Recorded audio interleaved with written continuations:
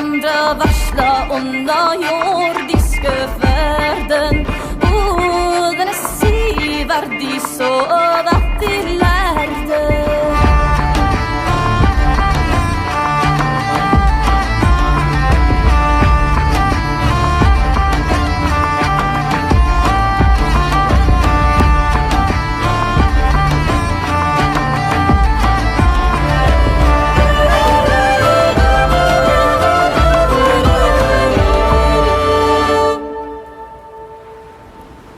White-tipped waves crashed against the bow of the Carve and blew salty spray broadside across the transport ship.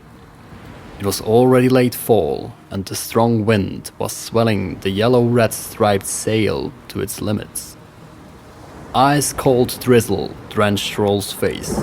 Small drops of water amassed on his scarcely scattered chin hair. This was how he liked the weather. No burning sun in the sky. Just the mighty elements of wind and water. Rolf and his crew of 10, most of them still boys like him, were on a trading mission. The oldest, an experienced boatsman, was also a great sword master and Rolf's mentor. He was called Herknungr the Wise.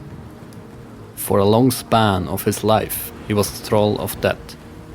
He had already served Rolf's father's father. Although he was not a thrall anymore, but a free man, he was still assisting the Jarl's family. Rolf's task was simple. Sell 20 barrels of tar, 10 crates of whetstones, tons of timber planks, some polished amber, and more natural treasure from the north, like cod liver oil.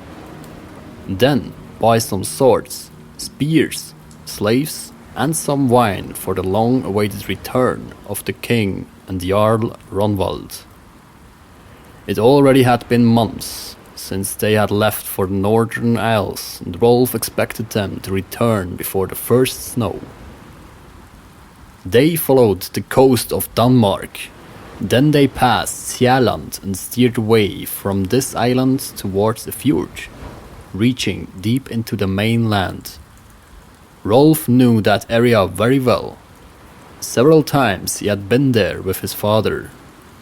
As they were gliding from the open sea into the calm waters of the fjord, the crew reefed the sail.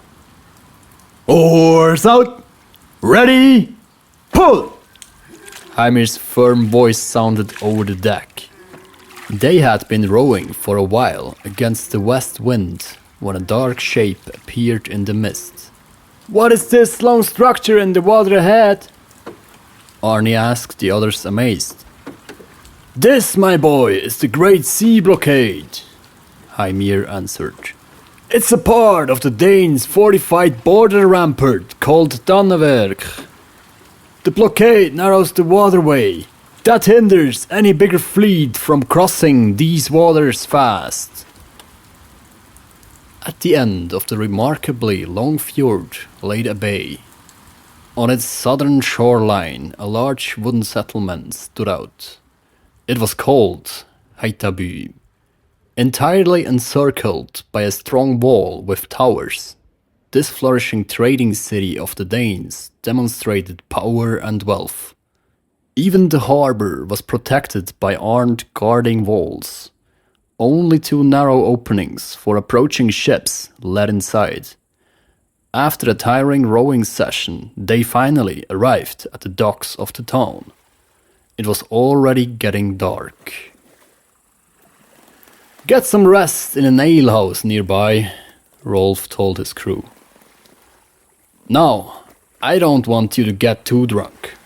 Stay in groups and close to the harbor. I want men on watch at all times. Osmond and I are taking the first shift. By midnight, Arni and Thorstein will relieve us until dawn." Rolf flicked a silver coin to Thorstein. "This is the toll for the harbor master. Wish him good health." Over the dock, the crew disappeared between 2 large halls. Rolf observed the harbor scenery. A dozen other ships were moored to the docks. A soft murmur of voices echoed over the water. The happy laughter and music from the alehouse were drowned out by the heavy steps and the ching of armor.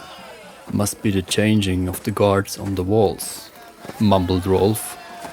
What did you say? Asked Osmond. Rolf turned around to his mate. Osmond caught a rat between barrels full of dried stockfish. You've had it now, he smirked and nonchalantly threw it overboard. Keep your axe at hand, Osmond. We might enjoy some unexpected company tonight. Seagulls were feasting on fish in the bay of Haitabu when the horizon was turning red. The night had been without incident. The goods were still safely stored on the Carf. The crew slowly appeared, sleepy-eyed, at the pier. Good morning, Rolf greeted the others. Our goal is to unload all the goods and get them to the market as fast as possible. The timber is to be stacked on the dock. They will build a new dock from those planks, so be careful. A reasonable stack of planks was already placed on the landing stage when a voice shouted, "What is this shit? Those planks would even cut the poor figure as firewood." The harbour master, a fat older man with bushy eyebrows, made his way through the hustle and bustle of the harbour. "Ha! You must go blind, old man, if you cannot see that your king would claim those quality planks immediately for himself," answered Rolf. "I know a good plank when I see one. Straight and knotless." After a closer look, the harbour master was very content with the timber and paid a good amount of silver to Rolf. Just like that, the work was done and the stall was placed at the market. Now the crew noticed the other tradesmen. Some of them wore strange clothes and had brown skin and dark hair. Those foreign people were considerably shorter than them and spoke unheard tongues. They had come all the way from the far distant land of Cordoba in Hispania. Amber and slaves were of great interest to them. At the market stall of Rolf's crew, they stopped and mustered the quality of the amber. Osmond took out the weighing scale and the demanded amount of silver as counterweight. The traders of Cordoba balanced the scale with fine silver coins. Both parties were pleased with this deal. Now Rolf had enough silver to buy the needed weapons.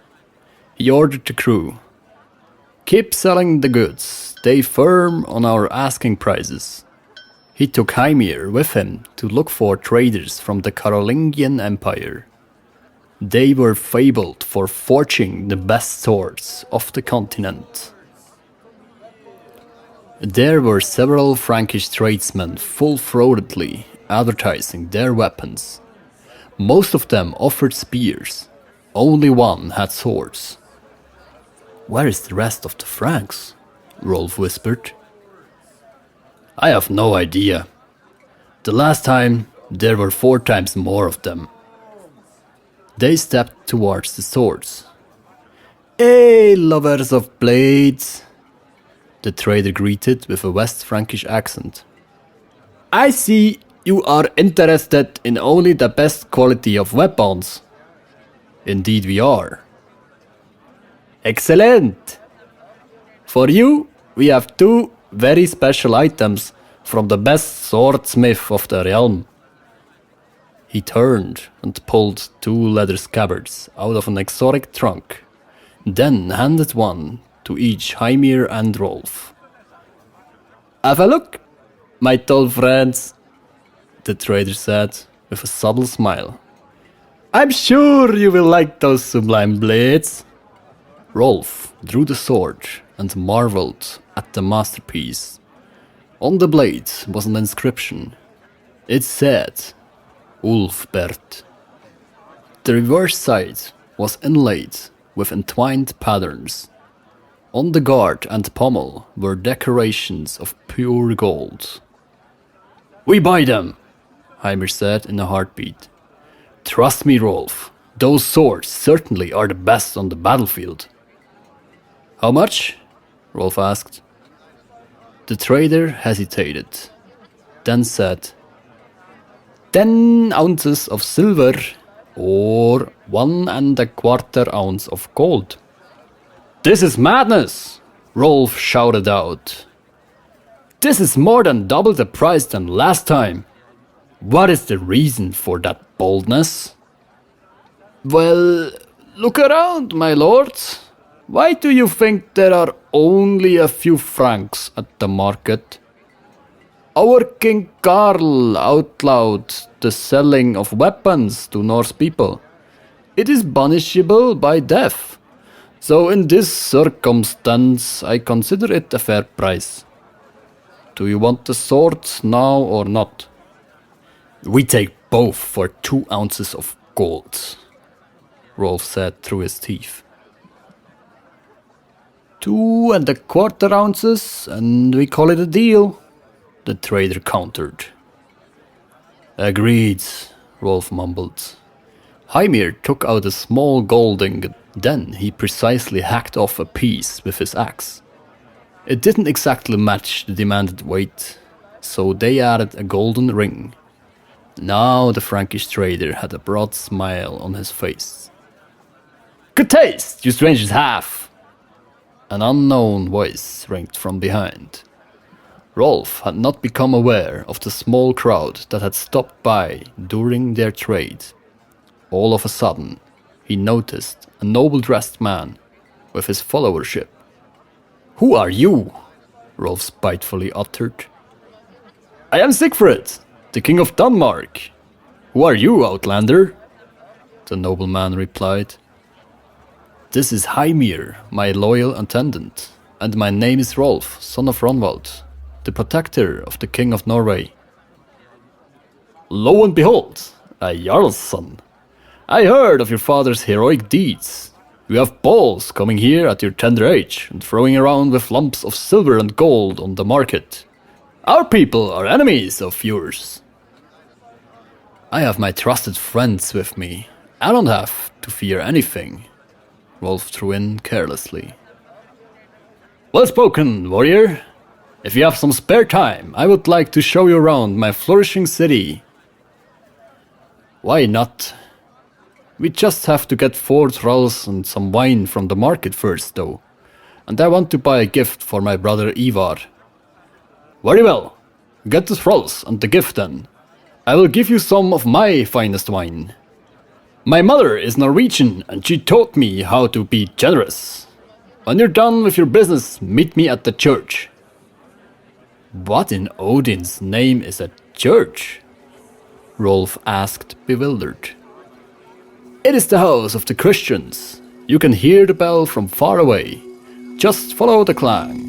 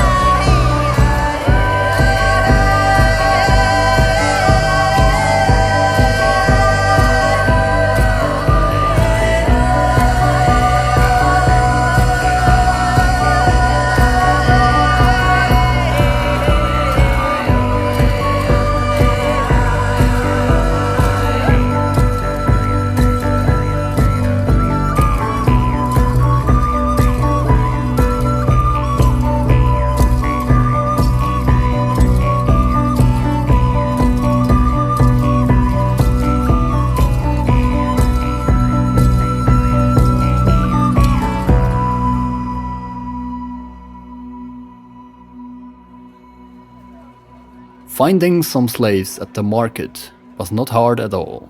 Quickly, some Irish boys and girls were chosen after examining their health. Then Rolf got hold of a wonderful comb made out of elk antler.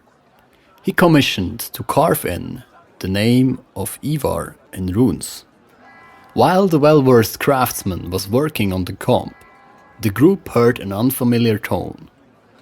This must be the bell Siegfried had spoken of, Heimir noted. The sound came from the distant end of the village next to the surrounding wall. After packing all their things at the market and placing a guard at the ship, the group roamed through Haithabu. They followed a small water stream when they heard the clang of the bell again. This time, they were very close. The church was a plain wooden structure with a small tower. Rolf and his friends entered the building and found Siegfried and his men sitting on benches, whisperingly chatting. Ah, there you are, Siegfried, Rolf shouted. Psst, turn your voice down. A strange man with a large red cloak and a weird hat demanded. This is the house of God. Which God? Rolf boldly asked. Just kidding, I know you mean Jesus. Siegfried couldn't resist a chuckle while patting on Rolf's back. Haha, let's go outside. Thank you for the hospitality, Brother Rimbert.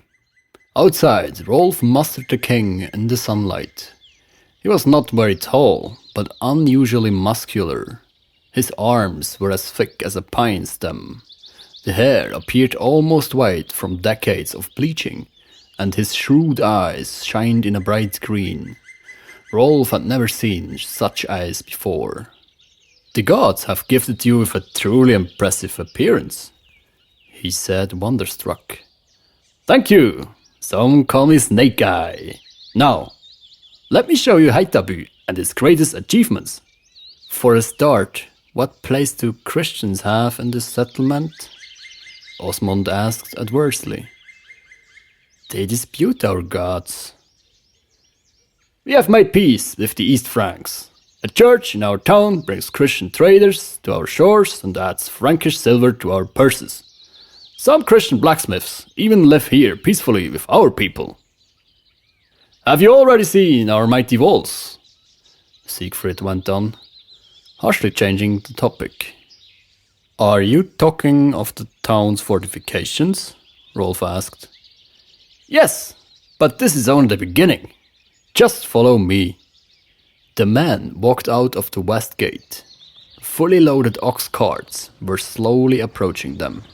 Suddenly, Rolf saw what the king was talking about. There was a man-made hill running westward that did not seem to end at the horizon. They climbed the hill. To Rolf's amazement, laid in front of them a stone wall with wooden battlements on top, stretching as far as the eye can see. We call it Donnerberg. Its foundation was laid hundreds of summers ago.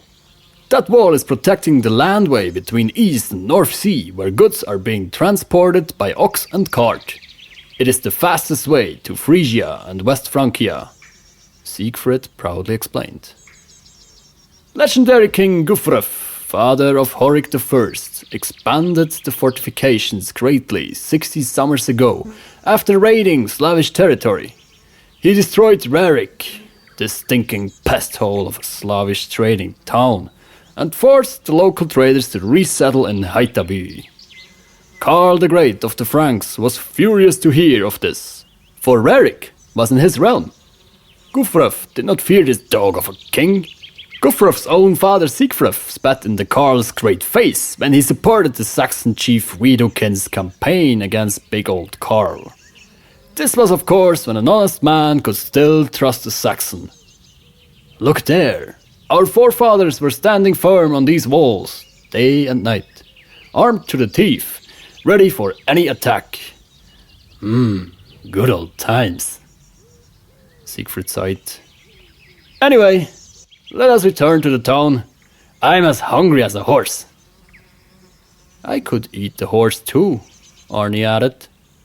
The others bursted into broad laughter. Don't eat too much, young man. Tonight is the harvest fest. You are all invited to sit amongst my kin. They all humbly thanked the king for his generosity and parted ways. The market halls were crowded with thousands of people. The meat-scented air was filled with folklore and hearty laughs.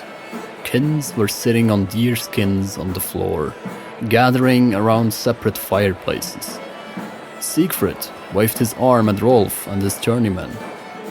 A lot of women were enmeshing the king with their soft voices. Come and sit, Siegfried invited them.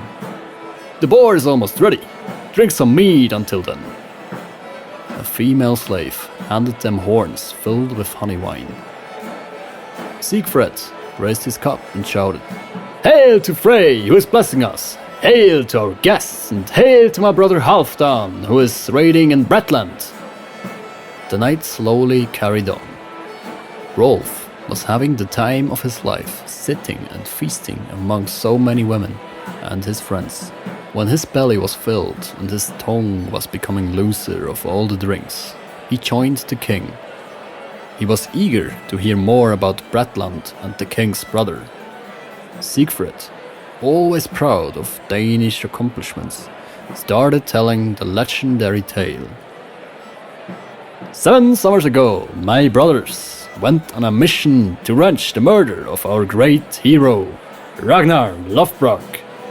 My oldest brother, Halfdan, led an army to Bretland. So numerous, the Anglo-Saxons trembled like rats in their fortresses. First, they subdued East Anglia, then conquered Northumbria and established a Danish territory called Jorvik, where Halfdan acts as king. They acquired riches beyond measure. Some Saxons don't even have the balls to fight back and pay them large sums of silver to leave them alone. In fact, this is so popular, they even invented a word for it. It's called Danegeld. Meanwhile, I was staying behind to rule the Danes.